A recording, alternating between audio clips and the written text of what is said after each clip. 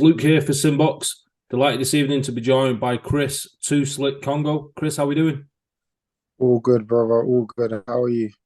Yeah, all good, thank you. I'm really excited to speak to you this evening. We're sitting here about 8 days away from, I think, arguably, or fair to say, that the biggest fight of your career so far, going in with Ekow Essuman Yes, sir.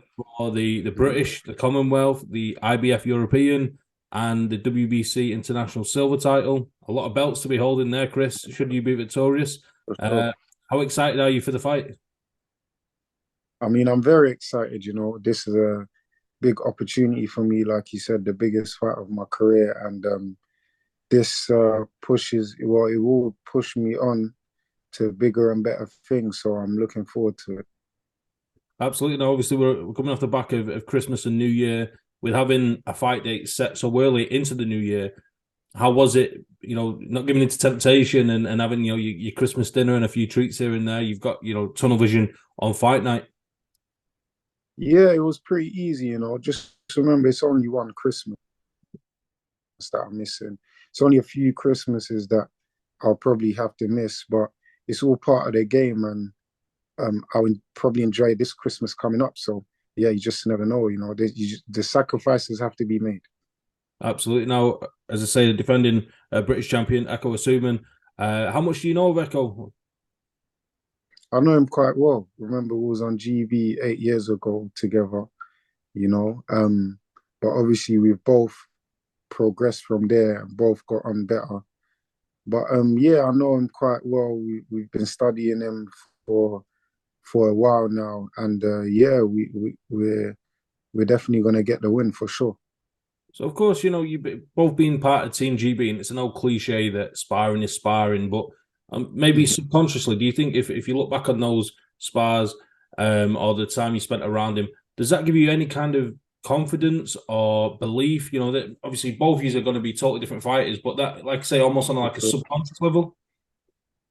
I think I'm not really, because the spars were so long ago, and that you can't really remember exactly the spars, But at the end of the day, it's about what he's doing now, and I believe what he does now, even with his good tendencies, we're gonna capitalize on it for sure. So, of course, you've been in camp with trainer Ben Davison, which I thought was quite an interesting link up. Of course, Ben's been known for training Tyson Fury and Lee Wood, amongst others. He's worked with Devin Haney.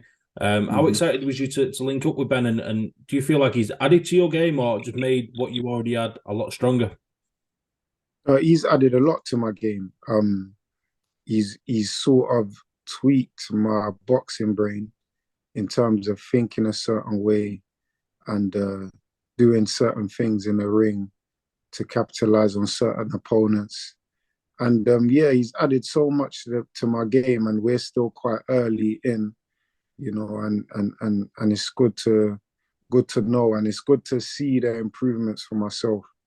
Yeah, absolutely. No, of course, the fight, as we say, he's got 3 or 4 titles on the line. This feels to me, as a boxing fan, Chris, you can share your thoughts on it, that this is the breakout fight for Chris Kongo. I remember a couple of years ago, you had the fight in Eddie's back garden. You got a big win against Luther Clay.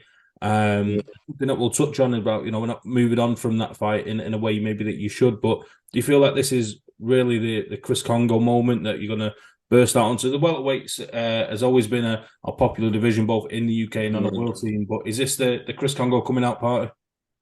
I believe so, and I've got faith that it is.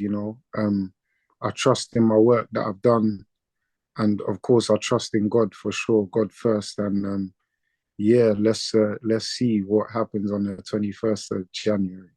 Of course, 21st of January will be up in my neck of the woods in Manchester. It's a big card. It's going to be broadcast live on Sky Sports Boxing. Again, I'm sure that fills you with excitement that you've got the fight, you've got the moment, but also that it's on a big platform that's going to have a huge audience. Again, that just feels the excitement, I'm sure. 100%. I mean, what other card is there to start off a year like that? To be on a card like that, it's a blessing. And this was already written. It was already written. It was supposed to happen. Now it's just to go out there and show the world. Absolutely. Now, with Ekow, his nickname being the Engine, we know that he goes for a long 12 rounds. Yourself, I've got it in you to go the distance. But I've seen it in various different build-up interviews and segments that you're both confident of the knockout? Or, what would you say firstly in response to the fact that Ekow thinks that he can stop you? I don't think he's very confident. He's saying he can break me, he can break this, he can break that. But if you're breaking people, people shouldn't really be going past 6 to 8 rounds, So you haven't broke them, but I'm better than them, but you think you can break me. So it's a bit like it's not making sense. It's not adding up, But like I said before, I've never been broken. I had a guy in Luther Clay who did apply way more pressure than what he does, and he found himself knocked out by the 9th round. So, like I said before, if he wants to press and press hard and do this Ekow the Engine sort of style that he has, be my guest, because he'll play into my hands. Absolutely, I like the confidence, and I'm sure on the flip side of that you're going to train and prepare for a 12-round hard fight. But I'm sure you're also going to fight your ability that if the opportunity comes to get the stoppage, that you're going to be more than able to take that opportunity. Definitely, and like I said, in his last fight, he was hurt a few times by a few good shots. But I don't think Sam Antwi saw it and capitalized on it. But we all know me. Everyone knows me, what I'm about anyway. If I have you hurt, I'm going for it, So wait and see. Absolutely. Speaking of having somebody hurt and going for it, let's look back at your last fight against Sebastian Formella. You picked up the points win there back in June of last year. I think we've seen in that fight that you was in control, and you didn't, some fighters can be forgiven for almost going on cruise control and seeing out the fight, knowing that they don't need to put themselves in danger. But you didn't, you kind of put your foot to the pedal and the pedal to the floor and tried getting Sebastian Formella out of there. The interesting thing I thought was it in the back of your mind that he'd went the distance with some other fighters, Conor Ben included, and you might have been able to make a statement? Had you got him out of there, was that playing a factor in your game plan towards the end of the fight? Yeah, 100%.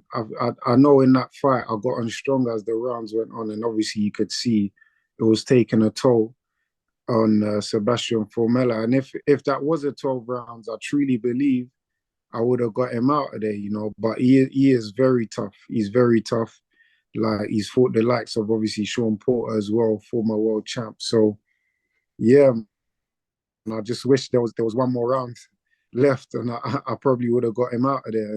And like I said before, Ekow's talking about engine. I have an engine too. If he's really seen my fights, well, if he's definitely seen my last 2 fights, then he will know that if he wants to push the pedal, I can push the pedal too. We can go, But let's see how it goes. Of course, you've got that just the one loss on your record to Michael McKinson, and we've seen he's gone on the steps up to world level and fought Virgil Ortiz. Chris, how did you react to that loss? Some fighters, you can crush them. Other fighters say, losing that pressure of defending your role makes you a more dangerous fighter. How did it affect Chris Kongo? It definitely made me more dangerous, 100%, because now I don't want that feeling again. Now I'm going in there and I'm not playing to any opponent's game. I'm playing to my own game.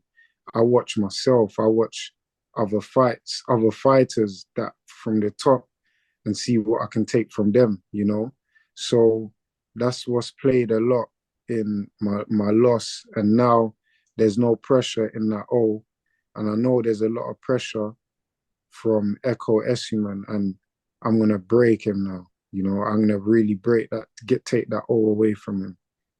Absolutely. Now, with Michael McKinson, I know you're not going to look past Ekow Essuman, but are you the type of fighter to, if you like, for the want of a better term, hold a grudge? Is that something you want to get back and run it back with Michael McKinson at some point in the future? Yeah, we'll definitely run that back soon.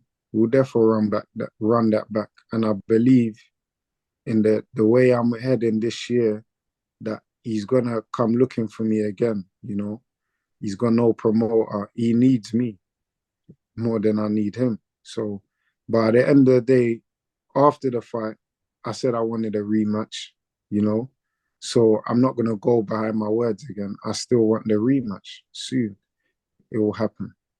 Yeah, we look forward to that fight if it was to happen again. Chris, one thing that I find fascinating about yourself is that you seem to have like an old school mentality. You're a throwback fighter, both in the way you fight, the way you think, the way you speak, and also the fact that you will take on the biggest and best challenges. Is that something you pride yourself on in a day and age where people kind of, you know, they're not wrong for doing it each to their own, I guess, but they take their careers down a certain path where you seem to be open to taking on any and all oncomers?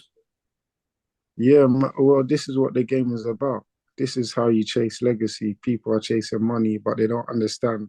With legacy comes money. So for me to be the best, I need to fight fighters like Ekow Essuman, the McKinsons, and you know what I mean, to mark myself as one of the best to come out of the UK in this era. So this is what I'm here for, and this is what I want to do. And whoever they put in front of me, I want to fight.